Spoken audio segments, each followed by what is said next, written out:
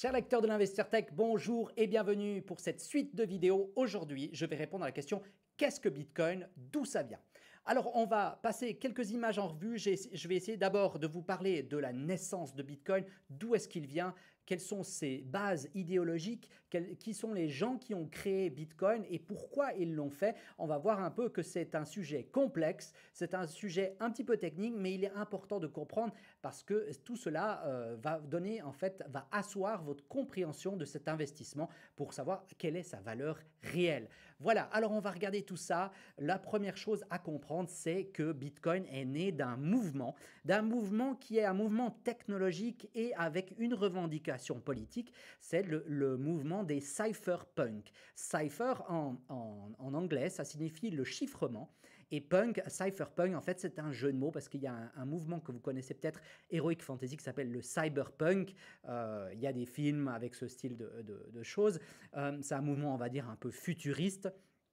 Mais les cypherpunks, les punks du chiffrement, en fait, ils avaient une pensée principale qui est manifestée dans le manifeste du cypherpunk qui a été écrit par Eric Hughes en 93, en 93. Et ce manifeste explique simplement l'objectif des cypherpunks, c'est de rendre la propriété privée et de rendre la liberté personnelle à chaque individu de transférer des informations ou de la valeur sans l'interférence du gouvernement. En fait, ce qu'ils voulaient à travers les crypto-monnaies, c'était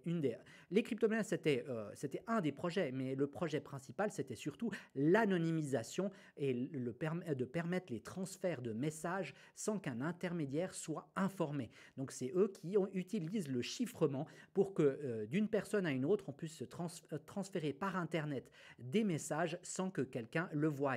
Donc, ils ont permis des progrès scientifiques très avancés pour protéger votre vie privée. Et l'autre but, bien sûr, qui était souvent débattu au sein des cypherpunks, c'est comment créer un moyen de transférer de la valeur sans que les banques, sans que les États soient au courant, de la même manière qu'on a du cash tous les jours, le cash qui vous permet simplement de transférer de l'argent à votre boucher, à votre boulangère, sans que quelqu'un ait quelque chose à dire à cet échange. C'est un échange de gré à gré, et ça n'existait pas avant Bitcoin. Ça n'existait pas, une solution de transfert de valeur d'une personne à une autre sans intermédiaire. Donc, on va voir ici qu'il y a des fondateurs qui ont amené des éléments scientifiques, des éléments mathématiques de cryptographie qui sont majeurs. Phil Zimmermann a inventé le PGP, qui veut dire Pretty Great Privacy, donc un moyen utile pour protéger la comme on dit, simplement votre vie privée.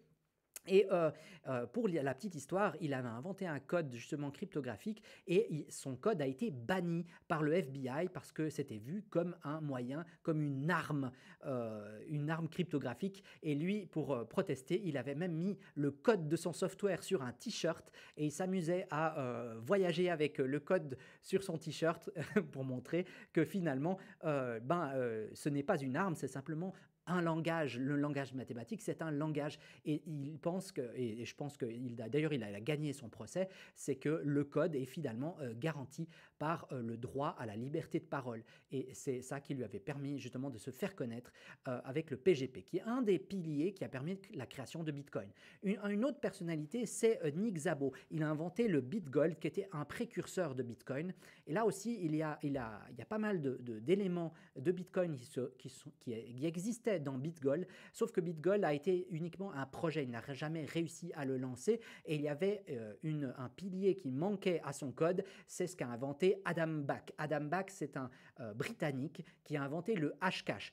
Hashcash, c'est aussi une crypto-monnaie qui est restée purement théorique, mais c'est surtout l'invention du minage. Le minage, comme vous connaissez dans Bitcoin, vous avez certainement entendu, c'est le fonctionnement de Bitcoin et c'est Adam Back qui l'a inventé. Maintenant, qui a inventé Bitcoin? On ne le sait pas. On sait que la personne qui l'a inventé, elle s'est nommée, c'est son pseudonyme, c'est Satoshi Nakamoto. Et il a publié un fichier qui s'appelle Bitcoin Peer-to-Peer Electronic Cash System, qui signifie Bitcoin, un moyen électronique de cash. Cash, c'est un mot clé, un moyen cash électronique de transférer la valeur de personne à personne. Comme je vous l'ai expliqué tout à l'heure, l'idée de cette monnaie électronique, c'est d'avoir un moyen de remplacer le cash, donc l'objet, donc les bouts de papier et les bouts de métaux que nous transférons quand on va chez son boulanger ou son boucher. C'est le moyen. Le problème, c'est que ces moyens cash, ils disparaissent petit à petit au profit de l'argent électronique. L'argent électronique, c'est les transferts bancaires que vous faites avec votre carte de débit et carte de crédit. Simplement, le problème, c'est que quand vous utilisez ces services-là, tout est surveillé et tout est agréé par un intermédiaire qui, en plus de prendre quelques frais au passage, surtout, il a la possibilité de tout savoir sur ce que vous faites. Ce qui n'est pas le cas du cash. Le cash, quand vous faites des paiements en cash, personne ne peut dire ou accepter ou refuser ou savoir que vous faites ces échanges. Et c'est ça que permet Bitcoin. Il est la solution cash du paiement électronique. Et c'est ça qui est important de comprendre. Alors, c'est un moyen, Bitcoin est un moyen, comme je dis, électronique cash, mais c'est surtout décentralisé, donc personne n'a le contrôle du code. Il est incensurable, personne ne peut changer ce code parce qu'il est décentralisé, les deux sont liés, parce que tout le monde, en fait, tous les nœuds du réseau ont le code et il faut la majorité, il faut même plus que la majorité pour pouvoir changer le code, ce qui est impossible d'avoir parce que tout le monde est lié les uns aux autres et on s'accorde un peu sur les règles du jeu. C'est comme si vous voulez changer les règles des échecs. Et ben, si vous voulez jouer aux échecs en changeant les règles, ça va être très difficile de faire changer à tout le monde les règles des échecs. Il faudrait vraiment passer par de nombreuses institutions pour avoir la majorité des gens qui acceptent un changement des règles. Et ben, c'est le même principe avec Bitcoin. Tout est décentralisé. Il y a un anonymat relatif et ça, c'est important de comprendre avec Bitcoin. Ce n'est pas anonyme. Vous avez une adresse qui est liée à votre compte, vous n'avez pas de nom par-dessus, donc c'est pseudonyme. Vous avez une adresse qui est attachée à vous, mais les gens ne savent pas qui est la vraie personne derrière. Donc c'est relativement anonyme. En réalité, si vous allez ensuite vendre vos crypto-monnaies sur une plateforme centralisée, vu que ces plateformes sont obligées de vous demander votre nom et votre compte bancaire, etc., eh ben, si vous vendez vos bitcoins, la police pourrait vous trouver la personne. Donc tant que vous êtes dans le système Bitcoin, personne ne peut savoir à qui sont ces bitcoins, mais du moment que vous allez les vendre, vous allez être de nouveau identifié. Et c'est un code open source, c'est très important parce que certains se disent oui, mais on ne sait pas ce que Satoshi Nakamoto a mis dans son code. Oui, on sait tout à fait les règles du jeu qu'il a mis. Il n'y a aucun backdoor, il n'y a rien de caché. Tout est ouvert, c'est un code open source, comme on dit, donc à code ouvert. Donc il n'y a aucun moyen d'avoir caché quelque chose. On sait simplement que c'est Satoshi Nakamoto qui a inventé. Cette personne a disparu, on ne la retrouve plus, on ne sait pas qui elle est. Elle a écrit dans un forum pendant une année et ensuite elle a disparu à la fin 2010. Donc voilà, c'est ça qui est important, c'est que finalement nous sommes tous Satoshi parce que nous avons maintenant tous une partie du code du réseau Bitcoin du moment qu'on a un nœud Bitcoin chez soi. Le fonctionnement réel de Bitcoin est complexe. Ça mélange de l'économie, mais ça mélange surtout des savoirs cryptographiques et informatiques avancés. L'important à comprendre, c'est ce que je vous ai expliqué dans la vidéo sur les wallets, c'est que vous avez une clé privée. Cette clé privée, c'est 12 mots. Ici, on ne voit pas les 12 mots, mais simplement cette clé privée, c'est la clé de voûte pour comprendre comment fonctionne Bitcoin, comment fonctionnent toutes les blockchains, toutes les crypto-monnaies. Il y a une clé privée et c'est les 12 mots que vous devez avoir et c'est ça qui vous donne le droit de vendre ou d'échanger, d'envoyer les crypto-monnaies qui sont sur des adresses publiques. Les adresses publiques, comme je vous ai expliqué dans la vidéo précédente, c'est une adresse, donc c'est un code, généralement de 20-30 caractères et que vous pouvez avoir bien sûr en code QR comme ici. Et cette clé publique, vous pouvez la partager à n'importe qui parce que comme ça, la personne peut vous envoyer de l'argent.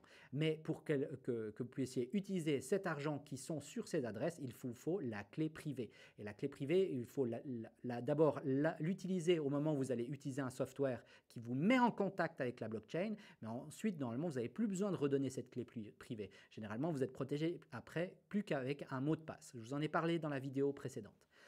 Le fonctionnement de la blockchain, c'est simplement qu'il y a différents nœuds qui sont répartis. Alors, il y a des centaines de milliers de gens qui font tourner un nœud Bitcoin chez eux. Vous pouvez le mettre simplement sur un petit ordinateur. Ce n'est pas gourmand en électricité, ce n'est pas gourmand ça ne demande pas beaucoup de calcul à faire. Simplement, c'est le nœud en fait valide les différentes opérations qui sont faites sur le réseau et comme tout le monde est d'accord avec le même software, eh ben, il n'y a personne qui est capable de le changer et c'est ça la force de la blockchain. Et ensuite, bien sûr, pour valider vraiment les nouvelles choses qu'on va rajouter dans le software, il y a des mineurs et ces mineurs, eux, ils ont besoin d'une force de calcul. Ils vont faire des opérations, ils vont répondre à toute une série de calculs et le premier qui parvient à résoudre cette épreuve mathématique, eh ben, il mine un nœud Bitcoin, il mine un bloc, pardon, pas un nœud, il mine un bloc qui sera rajouté dans la blockchain, donc ce que tous les nœuds ont ici.